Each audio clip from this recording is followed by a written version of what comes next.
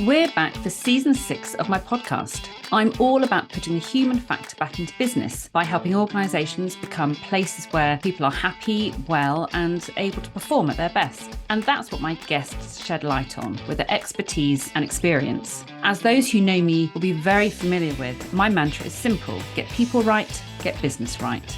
And that means we'll be covering a whole range of topics that impact on employee experience, engagement and mental well-being. And many of you will know that I hate tick boxes. So we'll be kicking those out, getting beneath the surface of shiny new initiatives, stripping back layers of complexity and going back to the fundamentals of good business. That's the people.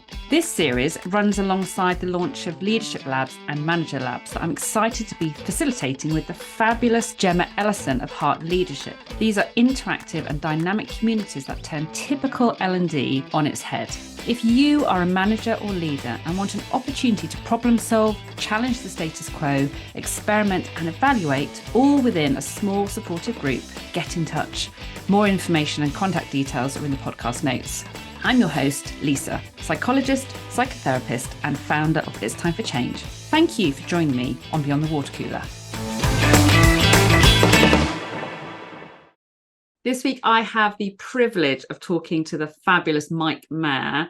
Mike is Director of Mair Development, and he is passionate about doing everything to do with helping people develop and learn well and be successful in their organisation.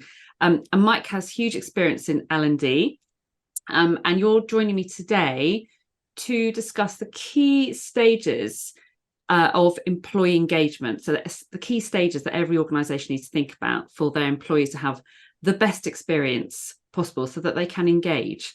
And I love the diagram that Mike has sent to me, and we'll attach these things to the show notes, where it really explains the whole journey, right from the start, from recruitment right to the end for business intelligence. So thank you so much for joining me today, Mike. No, thank you for the opportunity. I'm really looking forward to it. So we met at an event earlier in the year, and you were then kind enough to come and drive over you're in Cambridge, aren't you? Yeah. From Cambridge over to Oxford, and to meet me and to help me reflect on my business by using storyboarding. And that was an awesome opportunity. And it just gave me, that experience in itself gave me an opportunity to pause and have space and to reflect and to learn and to think about what I was doing next to develop. So with all that as kind of my backdrop, I was thinking, goodness, this would be, I could just imagine you in a space where you are given that opportunity to do that with organizations, and actually that hitting that pause button and really thinking about what we're doing and why we're doing it. So I think today I'm really looking forward to hearing about that. And I know you're also a stakeholder in ML&C, which I'm going to let you tell us a little bit more about in a moment. And you've produced a white paper, which is all about this end-to-end employee experience. So tell us a little bit more about ML&C and this white paper, how that came about, and sort of how this mapping out of the whole employee experience journey came to be. Yeah, so I've been in the past been in the privileged position of being a head of learning and development in an organisation who invested in their people. They had really good engagement scores. We were consistently in the Sunday Times top 100 organisations to work for, in fact, in the top 20. And they had high productivity. So I was a head of learning and development. I sat in the leadership team, and I had the opportunity to influence, inspire people development. I then, after a long period working with that organisation, had the opportunity to go and set up my own consultancy business, Mair Development, and had a privileged opportunity to join Management Learning and Culture, who are an organisation who will be celebrating 20 years next year. And they've got lots of experience in management, learning and culture. So it seemed a great fit for me to have that opportunity to utilise my experience of being a head of learning development, to join an organisation who are getting exposure to working with lots of different organisations. And that's been really good for me. So I feel a privileged position in the past, privileged position at the moment. And there's a lot of talk about employee engagement and the end-to-end experience. And I just thought with ML&C, let's have this conversation. What are the key touch points that have an impact on how people feel about working for their organization? Because I'm a real strong believer that no business can be sustainably successful without its people. Mm. So the experience I have in being a counterpoint, what about the people? What about the people? What about the people? And I've got some challenging stories to share, but I've got some huge success stories about the value of investing in people. I would also add, as part of your introduction, I do live and breathe people development. I'm a football coach. I've written a book on developing the intelligent young footballer, and I've been in youth coaching now for, I think it's about 15 years.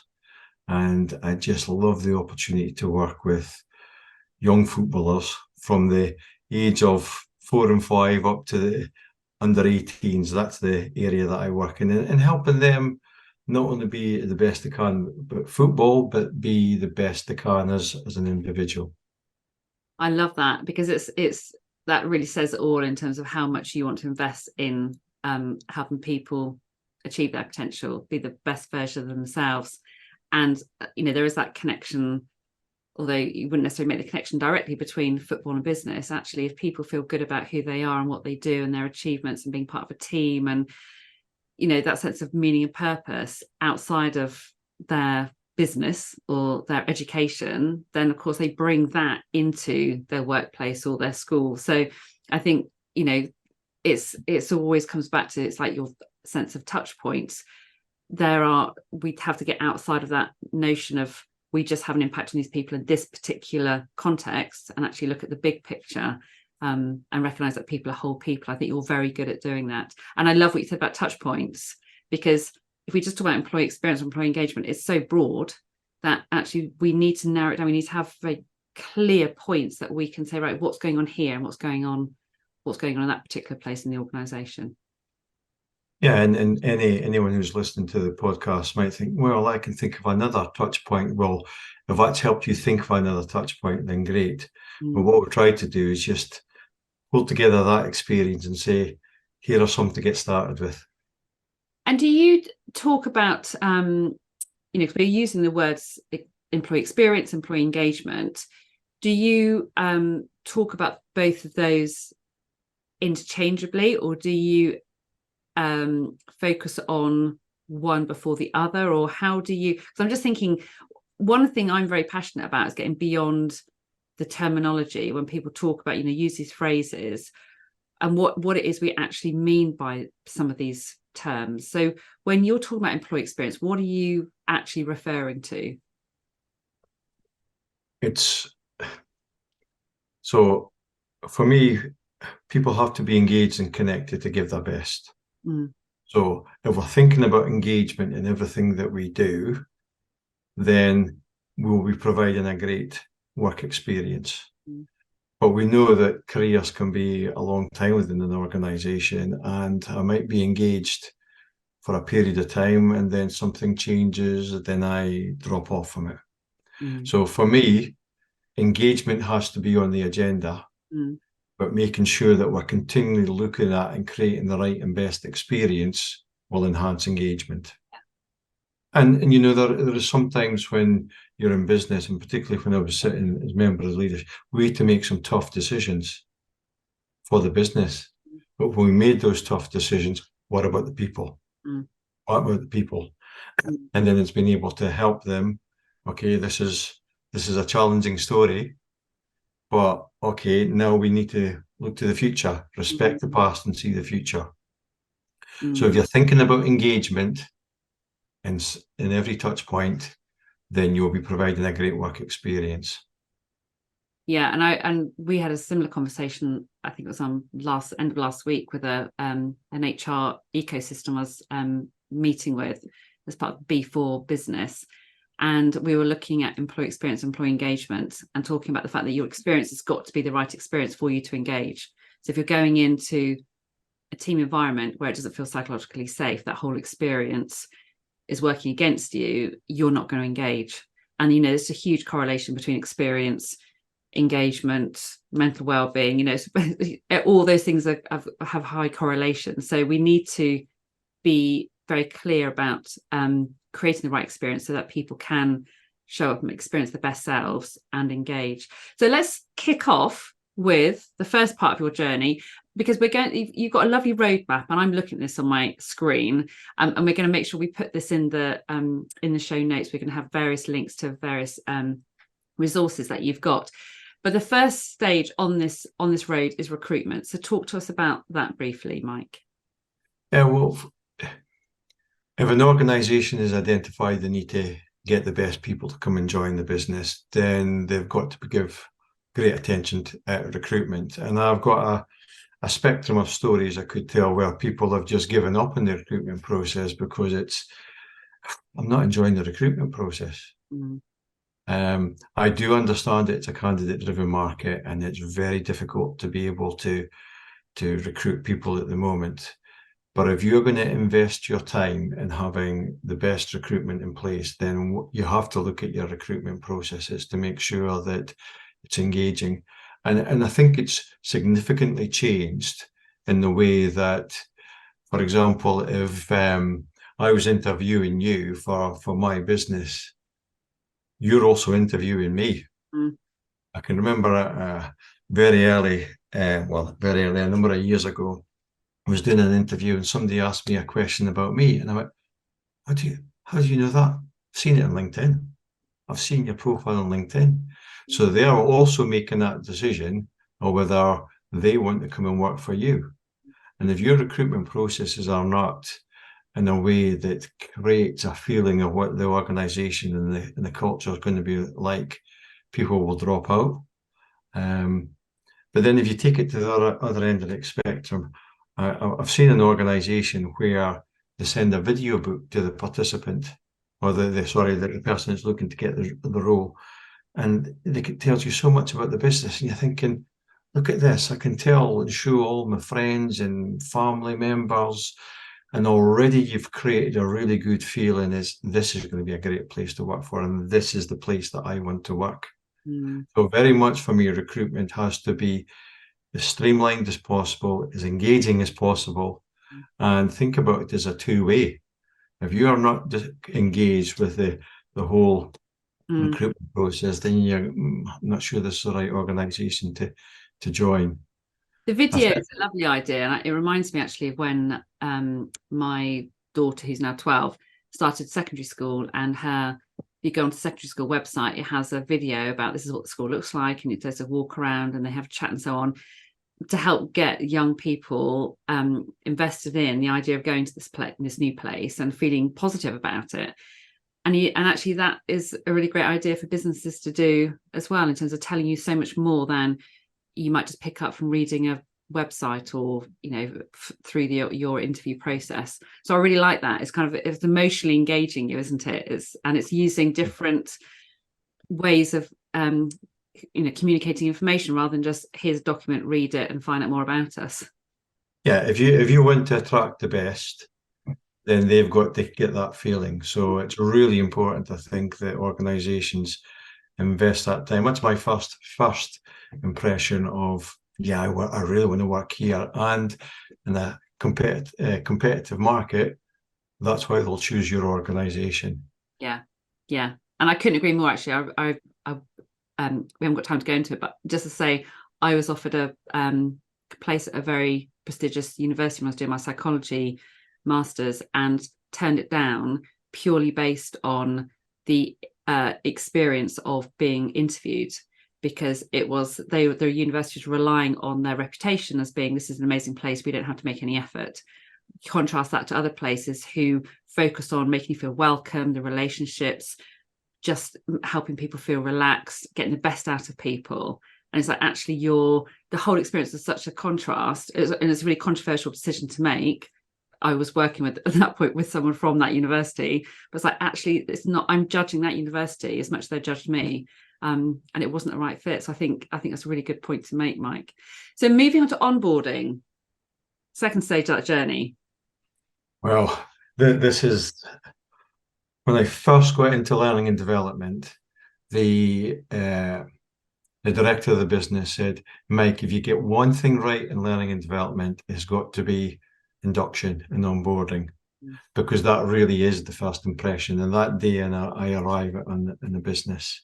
And for me, onboarding is about helping people feel integrated and effective as quickly as possible. If I want to recruit somebody, I need to get them feeling part of the business and be able to do their job as quickly as possible. And, I've heard some horror stories lately about people joining organizations and people didn't know they were arriving, and somebody got their laptop and they can't get their laptop to work, and then they get contact the IT department and saying, so when are you joining? Well, I joined a week ago. Oh, how does that feel? People not even meeting the managers in months. Or people joining organizations and they're asked to sit there and work through 20, 45-minute video clips. How did it feel? How did it feel? And I'm pretty sure for a lot of people, well, I know that certainly two of those stories, they've decided to leave the organization. And you think, what a waste in the recruitment. I've done really well with the recruitment. I've got the person in, but I haven't invested in onboarding. Whereas for me, if I had a really good onboarding experience and I'm going home and I'm telling my friends and family I have joined the best organization, then that buys a lot as you go through. And if you take it to the other end of the spectrum, I know an organization I worked with recently who have set in 30-day, 60-day and 90-day reviews. So after 30 days, we'd expect this is where you're at, 60 and 90. I've got right to the end of the experience, we've got something we're talking about business intelligence. But what it starts with, we should be able to say hello and goodbye with equal amounts of enthusiasm. So if we've decided we want to recruit and we're onboarding something, well, let's say hello with real enthusiasm, because you've got your first touch point in the workplace on engagement, and I've made that decision. This is a great place. I want to stay here. And that's all the emotional stuff, isn't it? I think when people think about onboarding, they often think about, have you got your laptop? Have you got the kind of the equipment you need? And do you know your schedule and that sort of stuff? They think less, my experience is that people think less about the people side, the emotional side and the motivation side and connections and so on. And as you say, all that saying hello and goodbye and so on, that's about, I'm connecting with this place at an emotional level. But that's got to comes from relationships. That comes from feeling energized and feeling excited. And that comes from knowing your sense of purpose and why you're there and who you're working with. And so I always think that the best, yes, you have to have your IT and so on in place, but the best companies are those that really invest in getting people to spend time actually not looking at a laptop, but spending time with every member of their team, having great conversations about what they do and what they love and what they're working on, and how potential to work together, finding out about each other's roles. And that's the stuff that you take home with you, not I've got my laptop to work or my phone to switch on or whatever. So I think those are really good points. When I worked in there as a head of learning and development, we ran an induction program for, giving away how long I worked there, but probably 25 years. Induction program just evolved and developed, and I would say the vast majority of people will come in and say it's the best onboarding they've ever had. And can I just share a 7-point checklist that I would say? So for me, onboarding, you have to be integrated and effective as quickly as possible. And here is my top tips. For anyone new joining the organization, understand their challenges, accelerate their learning, make them part of the team, connect them with the key stakeholders, give them direction, help them get early wins, and coach them for success. And I use that as, okay, if your onboarding program does all of that, then you've got a great onboarding program. And also, if I'd add in there, or it might be covered in one of those, about the mental wellbeing side. So I worked with Anna Harrington, who's brilliant occupational nurse, although I might have got this title slightly wrong, but she does awesome things with businesses around supporting people. And we worked together to produce an onboarding program, which is around how to help people understand how to look after themselves and how to look after each other when they start an organization. And for me, that's a great message to people, that we look after people and we value you and self-care and understanding your early warning signs that actually we're asking too much of you, or you don't know what your sense of purpose is and you're kind of wavering a bit, or there's uncertainty and that feels uncomfortable. So understanding how the messages that communicates in terms of you've got to understand yourself and how to look after yourself, and we want to look after you, I think it's really, really powerful. So I'd add that in. 8 steps now. So effective training is next, Mike. So I think it's really important that I've completed my onboarding program and I've very clear, here's the things that I need to learn to be successful at my job. If I don't know how to do my job and nobody tells me, how can I do my job really well?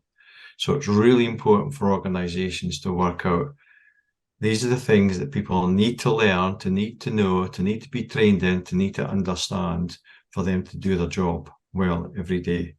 And I think it's hugely engaging if my manager would sit with me and say, okay, the next 6 months, here are the things that you need to be trained in.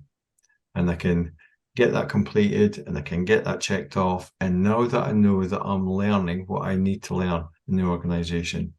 Now, I do get that for one of the quickest ways to learn is to throw somebody into the deep end and see if they can swim.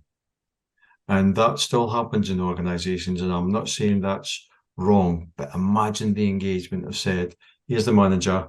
Okay, you've completed your onboarding, you're integrated and effective. So here's the next stages. Here's the things that you would like you to learn, to know and understand. And that then becomes something that I can see it being completed. And I know that I'm doing the right thing. So for someone who's going to feel engaged and connected, I can see and feel and measure my progress. And my manager can see and feel and measure my progress. And so can my teammates. So for organizations, I think it's really important. What's your training plan? And investing in people, showing that you are looking for the gaps, because you recognize that no one's going to have all the skills. Well, it's very unlikely that people are going to have everything that they need when they start a new role. So looking for those gaps and looking at actually how that ongoing development is going to happen is really reassuring for people, that I'm not just going to be sitting here and stuck here and trying to work it all out for myself, which I think happens too often. And people realize, often people come in with that sense of, I'm not so confident at this. That's that typical imposter syndrome as well, about worrying about how good I'm going to be and have I got all the skills. So to have someone kind of let me know I've got the skills, or actually asking me where I need some support, is going to help me feel hugely valued and minimize that worry of I'm going to be found out somewhere down the line that I have got these gaps and I managed to get through my interview and they didn't seem to notice. Yeah, and it works 2 ways as well. It's that as you, the individual, you're seeing and making progress, but I think it influences and enhances the effectiveness of the people managers. If I've been able to say, right, new person joined, I've recruited them well, I've onboarded them well, here's your training plan, I'm measuring, seeing progress, then aren't they then creating the best version of the individual that they've recruited, that they've chosen? And aren't they enhancing the skills and capability of the team? So it works both ways. Measure the progress. So we have effective training happening. Next, great working environment. Okay, so this one is a little bit more about understanding the systems and the environment that people are actually operating in.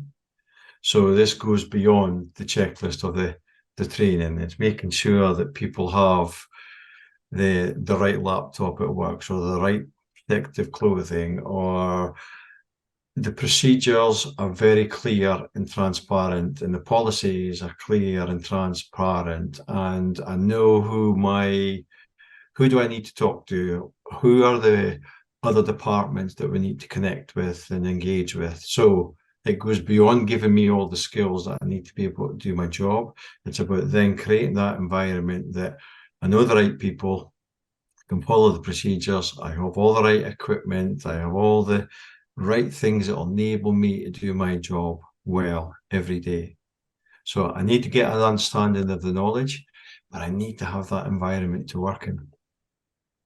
And it sounds so obvious, but it's so often overlooked, isn't it? And the number of times I get asked to come into a company because there's been conflict, people's relationships are breaking down within a team, and people are actively disengaging, and they'll say, can you come and work out what's going on and help us put it right? And it comes down to, everyone's thinking it's very complicated in terms of people's own personal agendas, and they're assuming it's quite complicated. And actually, when you get to the bottom of it and you have conversations with everyone and you actually work out what's going on, it's because they don't know what, or the basic processes aren't in place, that haven't been communicated clearly to them all. They haven't all actually also had a part in shaping them. So when everyone says, actually, we're supposed to, this system for taking messages for each other is supposed to work like this, but it doesn't actually work for me in my role because I'm not in the office or whatever it might be. And actually everyone is able to actively review and shape those processes and those procedures, and how we do things around here with each other. It's so strengthening as a team, and it means that people can go to work confident that their environment supports them to do their role in the best possible way. But it's those obvious things sometimes that you just think, wow, you just need, no one's thought of doing it at this level, and it's going back to basics. Yeah. And I think there's two aspects of that as well. Is if I'm in an environment that's great to work with, I'm likely to be more innovative, more creative, more collaborative, and play my part in a high-performing team. But also, let's get the reality. Sometimes things don't work that way. And I'm working with an organization at the moment where, it's not the greatest working environment, but it's about recognizing, okay, that's what it is. How can we improve it? Are we going to take the time to improve it, or are we just going to stick on a treadmill and just, And I've got that a great, well, it's not great, it's an equation I heard. E plus R equals O. What's the event plus my response will help me get to that outcome. So if we just accept, it's always been this way and we won't improve it, we won't change it, well, guess what you'll get? But if you then recognize that it's not the best it can be, so how can we improve it? And then you've got a real opportunity to reduce waste, improve efficiency and effectiveness, and then you'll improve the employee engagement and the work experience. And as a manager and a leader in an organization, I didn't have all the answers. Okay, team, this is what's happened. It's not working that well. What can we do? Well, how engaging is that? So it's about recognizing, go, let's make it best, but also stop. How can we fix it? How can we change it? How can we make it better? As humans, we're really good, aren't we, at getting just stuck in that place of moaning about stuff. And we moan about stuff we can't control, like the weather. You and I start this call today by me going, oh, it's sunny, and you're like, it's pouring rain in Cambridge. Stuff we can't control, or we talk about problems that annoy us, get us down, kind of block us from being able to experience what we want to experience. But no one actually asks the why. Like, why is that happening? What can we do about it? And again, that question, that's such a great equation that you've just given us. When you stop and think about what is really going on and what can we do about it to change it, and going back to the root cause. And someone asked me yesterday, what the purpose of my work is, and it's about getting beyond the assumptions, kind of getting beyond what we think is going on around here, and actually finding out what's really going on under the surface. And I think when we can look at why these things are happening that are not very effective and change them, it's obvious you change the outcomes. But people don't often pause and go back and start exploring and investigating and hypothesizing and trying something different, being a bit experimental, say very clear about their intention. We want to do things better. We don't necessarily know the right way of doing it better, but we acknowledge what's happening at the moment isn't working brilliantly, so we need to tweak something slightly. We've got to work out what. Yeah, I think that's really important for giving yourself a permission to do that, or actually just, no, we're going to fix this because it's not right, because it's having an impact on the engagement and the work experience. Mm. And that's the part almost you need to fix as well, is it? It's rather than the process, can we get the engagement experience, and maybe the process will change because I feel I'm going to offer an idea, I'm going to be collaborative, I'm going to be creative. Mm. So we're whizzing along our road. The next one, I'm very excited to hear about what you have to say. Exceptional leadership. Okay, so No small one there. no. And it's purposeful to be exceptional leadership. It's not average. It's Mm. not mediocre. It's not okay leadership. It's exceptional. That's got to be the aspiration, isn't it? And I've got a few quotes that you'll probably hear me dotting into here. Here's the exceptional leaders create outstanding teams. Outstanding teams create the culture. Mm. Now, there's a golden thread there. If you've got an exceptional leader, chances are they'll create an outstanding team, and you will have the culture that your organization wants to have. Mm. But then you can work it back the other way. Okay, if we haven't got the right culture, chances are we haven't got an outstanding team, and possibly we haven't got an exceptional leader. So I'm a great believer that in investing in developing people, and this is always been a case that we should invest in management development and management learning, and we always want our managers to be better. But post-pandemic and everything else that's going on in the world, I believe that every organisation, their supply, demand, and their structures changed. And as a result of that, so will business strategy and culture. And we didn't know how to really deal with the pandemic, did we? And now we're coming out, what a chance, what an opportunity this is. So I don't hold back and say it has to be exceptional leadership, because that has the great part on employee engagement and experience. If somebody's having a cup of coffee or out the weekend with their friends, oh, my leader, my boss is exceptional. Wow. Mm. Or what are they saying about you when they're not? My boss hasn't got a clue, don't know what they're doing. So I think it's really important for people to be able to see that vision and take it. That's where we want to invest. If our influence the effectiveness of people managers, if they're exceptional, then we're amplifying the odds of the engagement and the experience. And I think it really comes down to three fundamentals for me, is that you need to know and look after your people. So if I know and look after my people, and if we go back to the onboarding, if the manager's recruited someone and they haven't seen a new member of their staff for the months, how can they be getting the best out of that individual? Mm. So know and look after your people, set a direction, give me that vision. Where are we going? This is a great place to work. And then create the environment for people to engage, connect, and perform. And if I'm in that environment, then the chances are you're going to get the best out of me. So Mm. it's really an important role of the people manager and a leader now. But it's such a skill, isn't it? That being able to be an exceptional leader, knowing how to lead well, is just something that so many people don't have the opportunity, aren't given the opportunity to learn about and to develop, and necessarily to see in other people around them. And I know I've spoken to 2 or 3 people in the last fortnight who are exceptional. Their teams say they're exceptional. They always get consistently good employee engagement scores, the best in their area of their company, and they're leaving. And they're leaving because although they are exceptional, they're so fed up of not being supported, and they're so fed up of not having the headspace to really think about what it is that they're doing and how they do it and how they can do it better, or how they can share it with other people. And it's taking, either they're just getting to the point of saying, actually, I've just got to a point where I just don't feel appreciated and feel recognized, or I've got to a point where it's just burning me out, because to be exceptional takes time to be with my members of my team. It takes time to work out what's going on, what's stopping people from engaging well, and then doing something about it. And all that stuff for these people is on top of what's considered their day job. And their day job is not really about leading other people. It's about doing whatever other aspect of their business that they're in.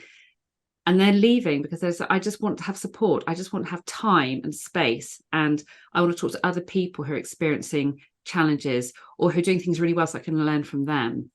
And that's the voice of people who are already exceptional. So you just think about the people who are struggling more.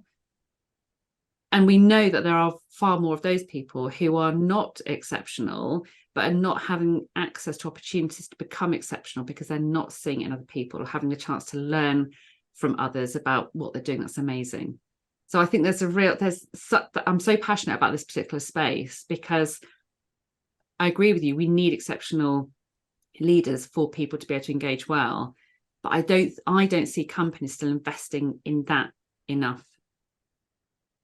I think there's some outstanding operational managers that I've met in the last 18 months and over my career, some outstanding operational managers, and they make sure that the job gets done.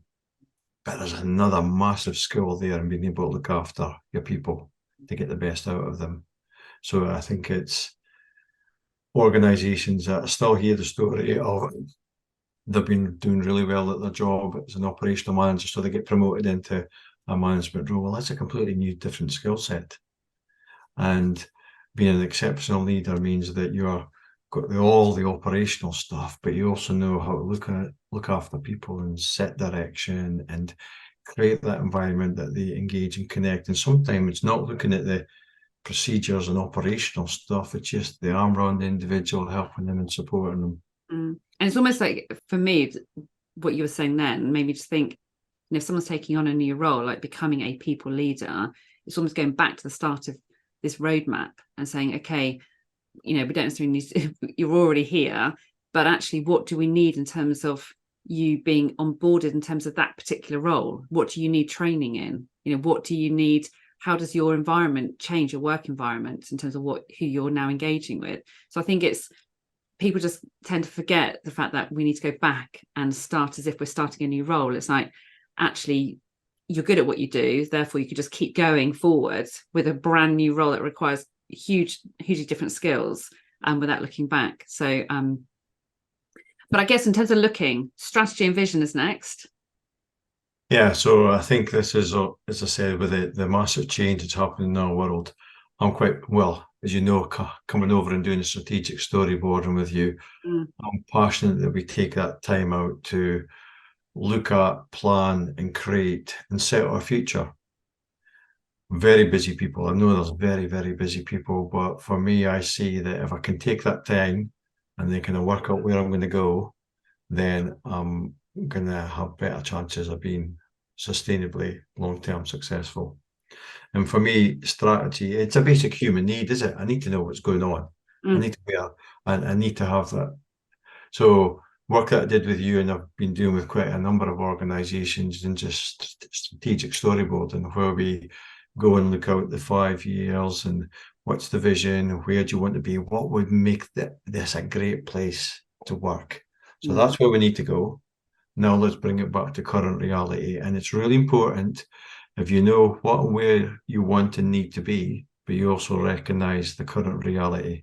And once you do that, then you can start to build your story of incremental change and success to get to that point. And if I'm working in an organization where I know what I need to do every day, and I'm doing that well, and I can see that there's a vision of where I'm going, doesn't that enhance engagement? And there's a lot of talk of what strategy and how do you strategically think? And there is a lot to it. There is a lot to it. But actually, could it be that simple that what and where do you want to be? Where are you now? How are we going to get there? And helping people to share the vision with our people is really engaging and provides that experience. Okay, things maybe not working well at the moment, but I know where we're going, so I'm going to stick with it. And then we get to this point, and what's really important for me in strategy, it's got to appeal. It's got to, galvanize the people. Yeah, I know where we're going. And then when we get to certain milestones that we recognize and celebrated, and here's another one for you. If you do not celebrate success, you don't have any. So that's where we need to be. And that seems a long, long, long way ahead.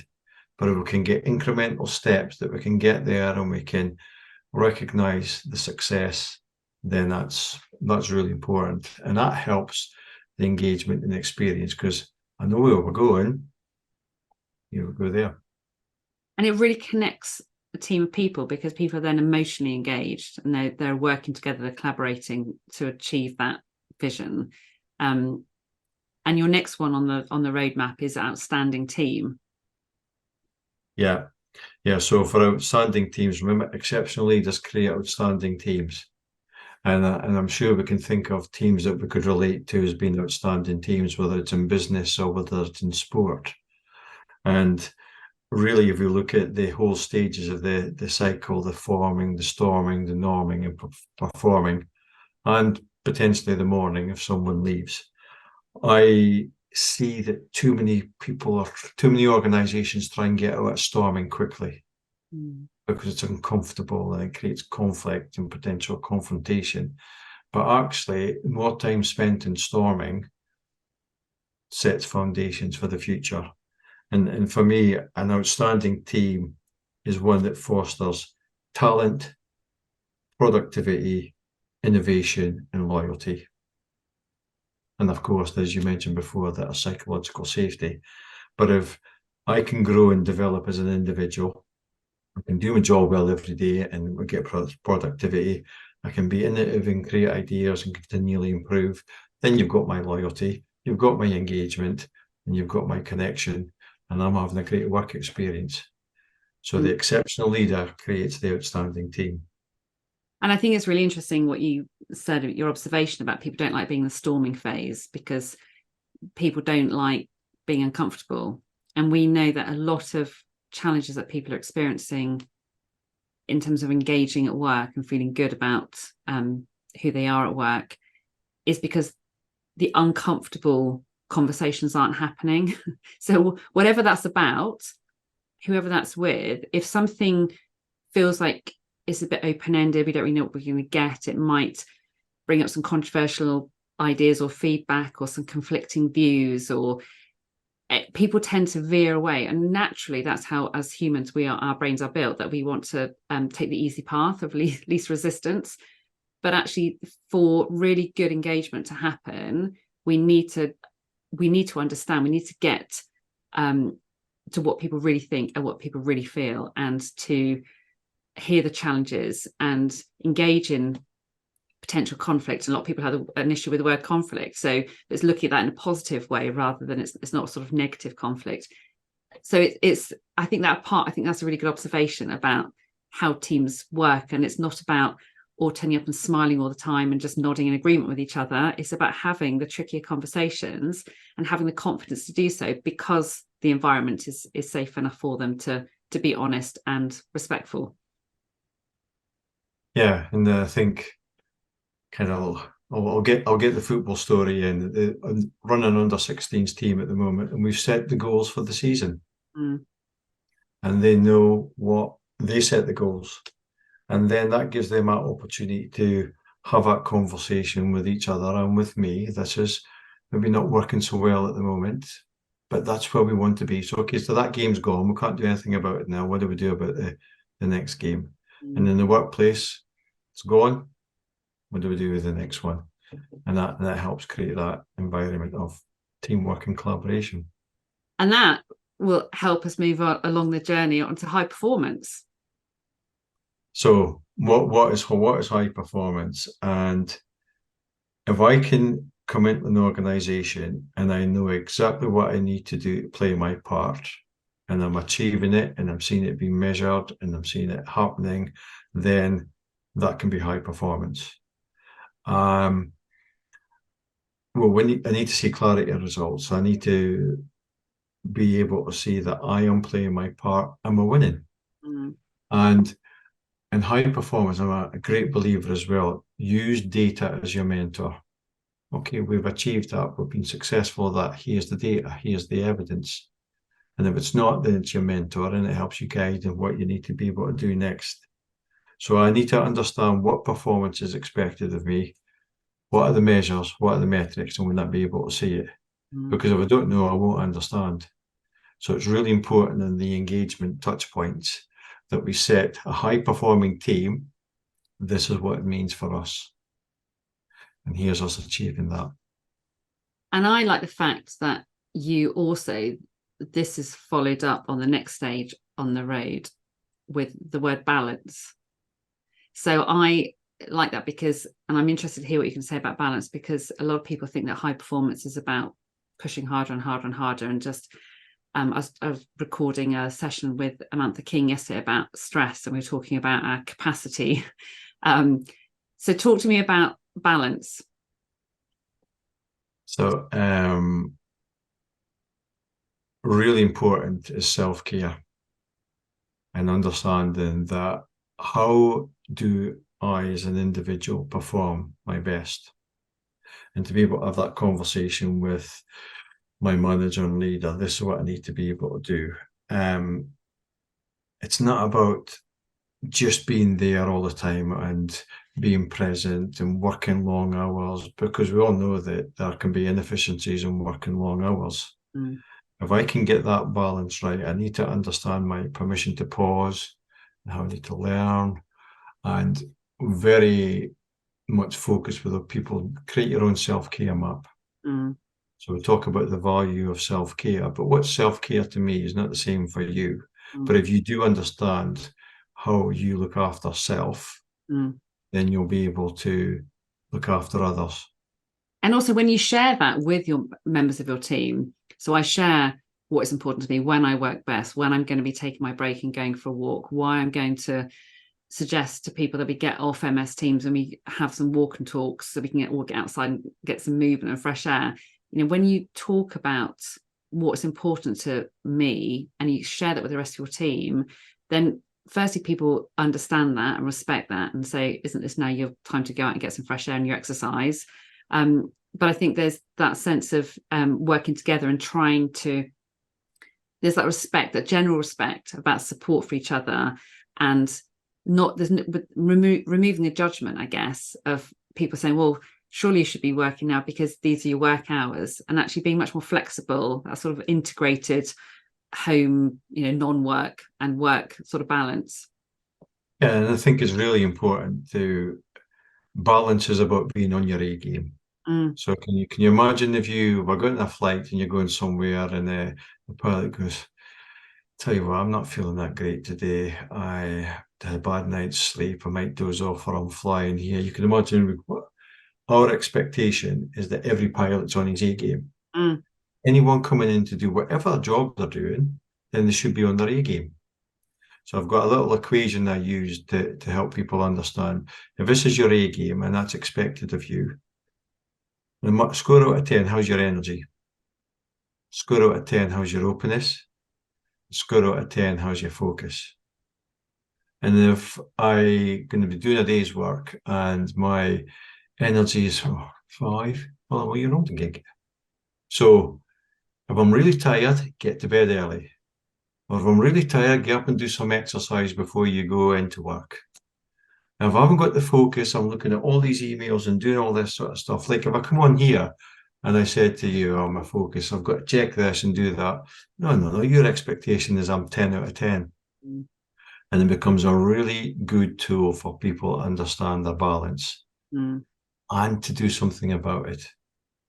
So I've seen some organizations who put the tick box seminar in about well-being and balance and expect people to go and do it. The real important one is if you can then help people understand their energy, their openness, their focus, their self-care, and help them grow and develop as an individual, completely away from doing the work. If I get the best out of that person and they come on into work, then that's going to add so much value. But wait a minute, my organization's helping me be the best version of me. They're talking about me, the individual. So I think that's really important. That comes back to what you're saying right at the start about football, and it's the whole individual. And actually, I think for that balance, it's so important for that to be role modelled from the top across the organisation. Because again, I hear too many messages which are almost paying lip service to it. Yeah, you can do what you need to do. And yes, you need to prioritize self-care, but there's also no demonstration of anyone else doing that at sort of senior levels. And it can almost feel then that you will be criticized or judged if you actually take them up on the offer. So that modeling and sincerity is so important, isn't it? So I'm really aware of time, Mike. So we're going to whiz along. People development. Okay. Well, it's beyond training. I separate training and development as two things. I've been trained. It's like passing your driving test. Here are all the things I need to do to be able to drive a car. The real development then is when I start to drive in the snow and the motorway and the rain, the development. I'm learning all of these things here. So I think it's really important for organizations to go beyond the training and say, how do I develop that individual to get the best and most out of them? And key things to consider here is about cultures of coaching. It's about your developing your talent and really understanding the difference between potential and performance. If people understand I've got a high performer, let's treat him as a high performer. Tell you what, this person's got potential. They really could be a manager of the future. So let's develop. So there are two different things. And often I feel that people don't understand the difference between performance and potential. So recognize that. And then to ensure that you've got succession plans in place. I think it's really important that you're always looking for succession. And as a leader of the L&D function, my thing was the next person's got to be better than me. And it's about then developing who can cover for me next, and they've got to be better than me. So I think it's really important that organizations think about people development beyond training. How do I get the best and most out of my people? How do I recognize performance, high performance? How do I recognize high potential? Develop accordingly, and always have a succession plan in place. And part of that is having a culture of coaching. But here's another one. If you surround yourself with feedback, you can only get better.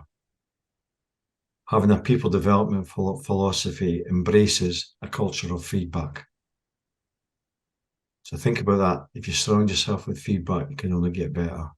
And that model, what you've just described, everything about people development philosophy is where the leadership labs that I run with Gemma would sit, because it is that I love that idea of learning to drive a car is one thing, but then learn to drive it in different conditions is another, and being able to get that feedback and having that space and being able to coach each other and so on. And that's the valuable bit that what I was talking about earlier actually sits better here. So in terms of people leaving because they don't have that space, they don't have that ability to talk about the challenges that they've just come against. They've just driven along a road and there's black ice. What do? I need some help. So that's the I really get the value in that. So moving on to culture, which is an interesting one, because that's a term that's used all the time and people don't often get what that's actually about. So in a nutshell, Mike, what would you say about culture? So I picked up the newspaper this morning, front page, toxic culture, people leave and resign. If you've created an environment where you want to have right and best people, you don't want them to leave.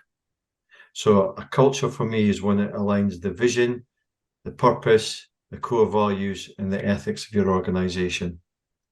And experience would say that some organizations don't even have core values. Some organizations are wrestling with this and starting to get into it and seeing that the value that there's another step in there. There's the bit where we do have the core values, but they're not worth the paper they're written on. But there's organizations who are let's get our core values. This is where we want to be. This is the environment we want to create. And the others who have got them fully implemented and fully embedded and getting a success for it. Exceptional leaders create outstanding teams. Outstanding teams create the culture. And if you've got the culture that you want that aligns the vision, the purpose, the values and the ethics in your organization, then you're amplifying the chances that you'll have success. But you have to invest in them. You have to know what culture you want. And it's just a case of coming in and going on the treadmill and just going, we'll do the same thing every day, because eventually there'll start being resentment and you'll get the toxic culture. And wouldn't it be a great question just to have at team meetings and say, actually, how would you describe the culture here, and does it fit, and does it feel good, and do what we do, does it help, or is it getting in the way, and why do we do things how we do them, and just have some really open conversations, because I think often people can get a bit bogged down in how I need to go about this particular area of development. Actually just throw it out to people who you meet with day to day, and just ask them for ideas, just get the conversation going. And often when you give people the space to do that and to feedback, they have that opportunity to say, well, actually, it feels like this when I come here, or actually, this is how I really feel when I come here. And you start, all the information is all within the company, isn't it? But it's just accessing it. It's the data. It's the data. Ask someone, how's the culture here? Are people engaged and connected? Yeah, yeah. Show me. Where's my evidence? And organizations who are investing in surveys and pulse surveys and pulling that information and saying, here's the real data. That's my mentor. That informs me what I really need to do rather than gut feel. Gut feel is really important. If you combine gut feel with data, then you're getting you're getting a story of what you need to do to get the best and most out of your people. And also, I would add to that, when you've got the data, knowing how to interpret it, and knowing then how to have the great conversations about that data with the people who need to help inform the what next.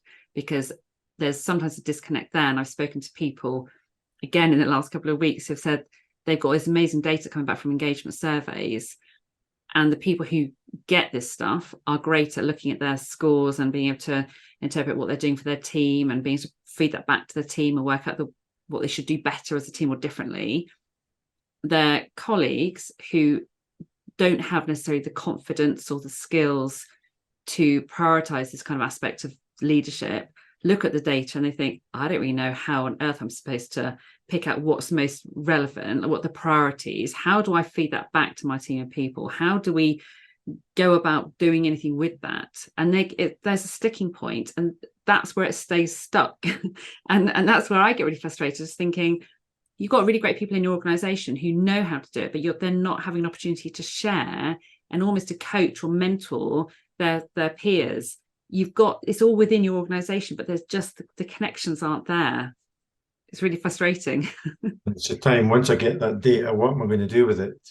So I've had lots of experience in doing that, and I think that's a really important part of setting your culture, because it informs you. So reward and recognition. Yeah, I think it's another touch point. I need to know that I'm getting a fair deal. I need to know that I'm getting a salary that matches what I do. So I think there's the quote, it goes along the lines of that my salary motivates me once a month, but my culture motivates me every day. So there is an important part of that. But if people feel that they're not getting the recognition and appreciation and a fair deal, that can have an impact. But also talking about the reward and recognition here, it's just not about salary.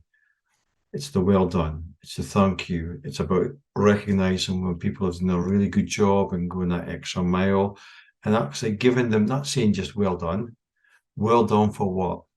Thank you for what? So there's two aspects there for me. You have to make sure you've got a fair deal, but you also have to make sure that you've got a culture where I'm rewarded and recognized. We could talk about, honestly, this is something we could talk about the whole day. And I hate not being able to pick up on points you've just made, but I'm going to whiz on because there are two more I want to cover with you. Accelerate the learning. Okay, so I think that this is becoming even more imperative for business for organizations. Because we've come out post-pandemic, things are changing, but the number of hours a day hasn't. And we have to learn more and more. The pace of change will never be this slow again. So how do we ensure that our people can accelerate the learning? And I'm a real strong and passionate about, we not only help people learn what they want and need to learn, but how they can learn with greater effect. And there's 4 methodologies that I use to help people learn: memory skills, speed reading, mind mapping, and micromastery. All of these 4 can help people learn with greater effect, and in particular looking at micromastery, because it connects the 4 crucial steps and learning in a dynamic way. So I'm a great believer in, can we help people learn with greater effect? Here you go, Lisa, you need to learn this. But I'm going to give you some tools and techniques. And where organizations invest in this, they're creating a culture of learning. And learning is happening beyond what they are actually controlling through the procedures and the policies. And that then it also creates that environment. This is a culture where I want to, because I'm learning more and more and more beyond the policies and procedures. So I think it's really important. And I've seen some real success stories where organizations are investing in how do we help our people learn with greater effect, and particularly using any one or all four of those techniques and methodologies. That's really powerful, the how we learn. So not just the what we learn. And I mean, that's a whole nother podcast. I know you and I have spoken about those sort of different methodologies outside of this. And it's fascinating. And I think if people were equipped with those skills, they would make their ongoing learning and development so much easier. But that's another conversation, Mike, for another day. Finally, we have business intelligence. Okay, so it's maybe the best terminology to use, capturing business intelligence, but trying to get a little shift on capturing business knowledge. I mean, for many organizations, because people are leaving, whether it's being redundancy or getting a new job or retirement, a lot of organizations I see are suffering a knowledge drain. That person leaves and goes. It's not the exit interview. It's not sitting there capturing what we need to exit interview, but it's capturing, well, who are the people that you know?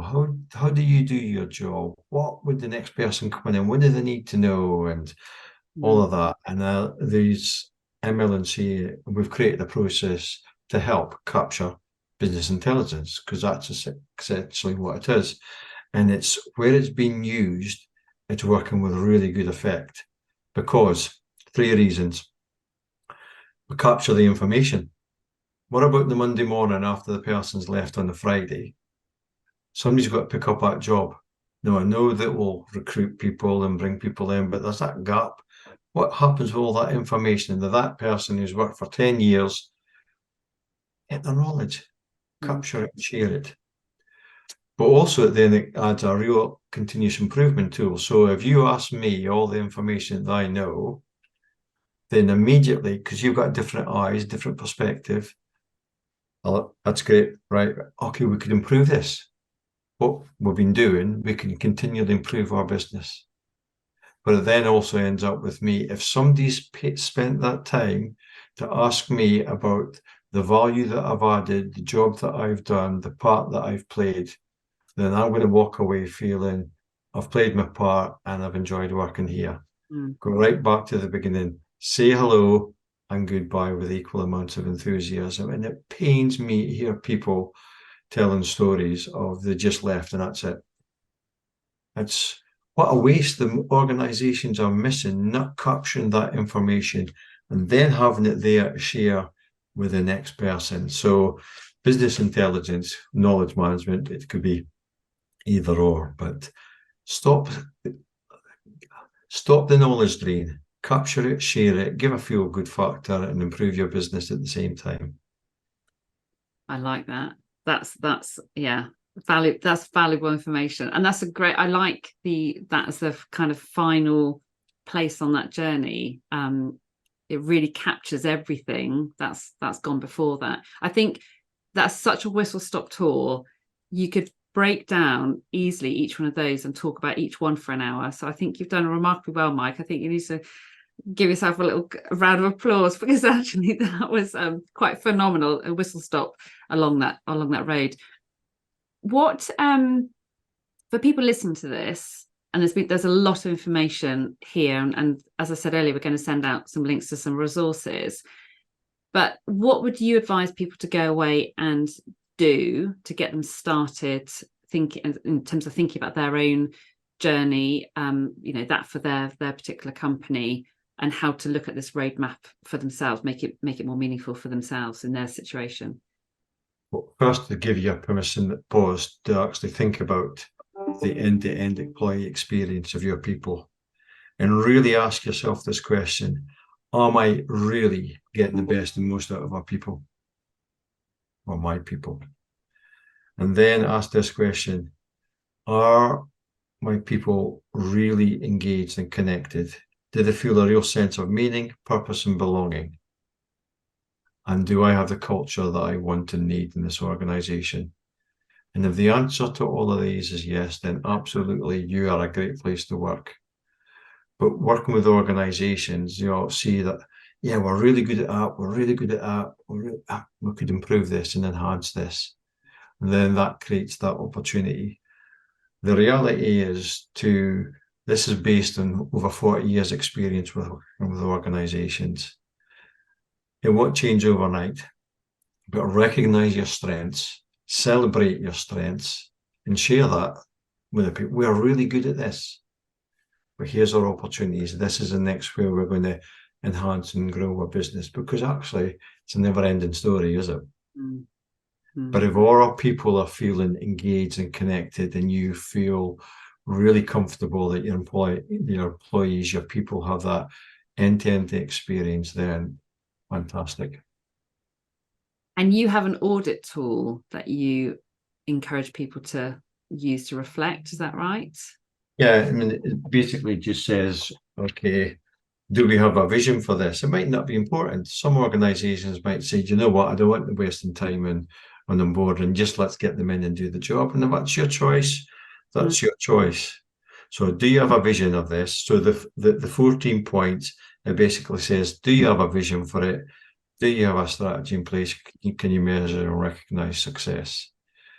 It then becomes the data to be your mentor, and then be able to take it. Okay, so that's where we are, and we're more than happy to have that conversation with anyone in a deep dive. And can we put a link to that in the show notes as well? Yeah, of course. Yeah, no problem. Thank you. Mike, I have really enjoyed today's conversation. I'm keen to continue at some point, because I think we could deep dive into different aspects of this. But I think as an overview of what I think helps break down what we mean when we talk about employee experience, and actually give people ideas about where specifically they can go and focus. I think that's hugely important, huge value that you've provided today. So thank you very much for that. Finally, before you go, I'm going to ask you a blind question that Chris Chamberlain of Guernsey Mind, who's also been a guest, has provided. And this is a really simple one, but a great one. How important are people to you? Well, for any organization to be successful, you need great people. And for you to be sustainably successful, you need to invest in them. So 100% important. And I think I was been in a privileged position from an L&D point of view. And I think that's an important point. To be truly strategic at L&D, you need to be able to pull a chair up at the top table and influence and inspire the business. And when businesses see that people are their most important asset, then people 100% important. No business is sustainably successful without good people or exceptional people. And on that note, I'm going to thank you very much for your time today, Mike. Thank you for the opportunity. I've really enjoyed it. Thank you. I hope you enjoyed the conversation today. I invite you to think about one thing that you will take away to think about or do differently. I'd be really grateful if you can give me a thumbs up on Apple or wherever you listen to your podcasts, and for an extra brownie point, leave me a short review. I'm really keen to help drive real change for better practice in the world of people at work, and spreading the message will help that. I'd love you to also join the club to stay in the loop and be the first to hear about exciting things that I'm developing, including free downloadable resources. Please do reach out to me directly to discuss the topics covered on this podcast, or perhaps other challenges around people at work. And if we're not already acquainted on LinkedIn, please connect. All the links you need are in the show notes. So until next time, bye for now.